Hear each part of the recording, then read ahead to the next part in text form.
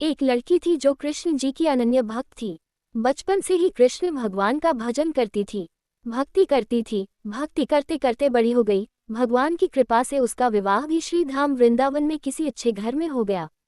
विवाह होकर पहली बार वृंदावन गई, पर नई दुल्हन होने से कहीं जा न सकी और मायके चली गई।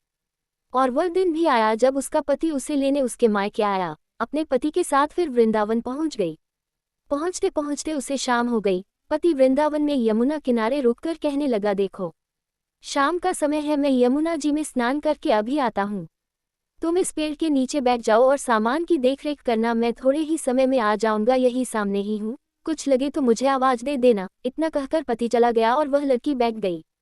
अब एक हाथ लंबा घूंघट निकाल रखा है, क्योंकि गांव है, ससुराल है, और वहीं बैठ गई। मन ही मन विचार करने लगी कि देखो ठाकुर जी की कितनी कृपा है, उन्हें मैंने बचपन से भजा और उनकी कृपा से मेरा विवाह भी श्रीधाम वृंदावन में हो गया। मैं इतने वर्षों से ठाकुर जी को मानती हूँ, परंतु अब तक उनसे कोई रिश्ता नहीं जोड़ा। फिर सोचती है ठाकुर जी की उम्र क्या होगी, लगभग 16 वर्ष के होंगे। मेरे पति 20 वर्ष के हैं, उनसे थोड़े से छोटे हैं, इसलिए मेरे पति के छोटे भाई की तरह हुए और मेरे देवर की तरह, तो आज से ठाकुर जी मेरे देवर हुए। अब तो ठाकुर जी से नया संबंध जोड़कर बड़ी प्रसन्न हुई और मन ही मन ठाकुर जी से कहने लगी, देखो ठाकुर जी, आज से मैं तुम्हारी भाभी और तुम मेरे देवर हो गए। अब वो समय आएगा जब तुम मुझे भाभी भाभी कहकर पुकारोगे।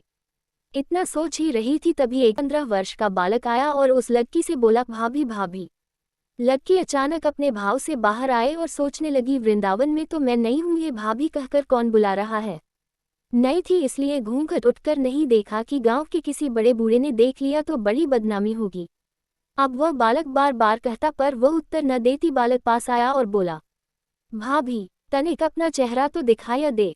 अब वह सोचने लगी, अरे ये बालक तो बड़ी जिद कर रहा है, इसलिए कस के घूंघट पकड़कर बैठ गई कि कहीं घूंघट उठकर देखन ले। लेकिन उस बालक ने जबरदस्ती घूंघट उठकर चेहरा देखा और भाग गया। थोड़ी देर में उसका पति आ गया। उसने सारी बात अपने पति से कही। पति ने कहा, तुमने मुझे आवाज क्यों नहीं दी। लड़की बोली, वह तो इतने में भाग ही गया था।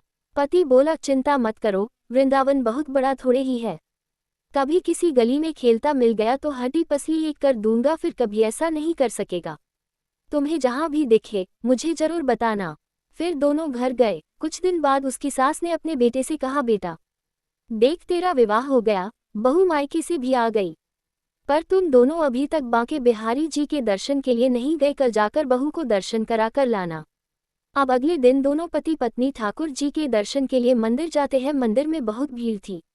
लड़का कहने लगा, देखो तुम स्त्रियों के साथ आगे जाकर दर्शन करो, मैं भी आता हूँ। अब वह आगे गई पर घूंघट नहीं उठाती। उसे डर लगता कोई बड़ा बूढ़ा देखेगा तो कहेगा, नहीं बहू घूंघट के बिना घूम रही है।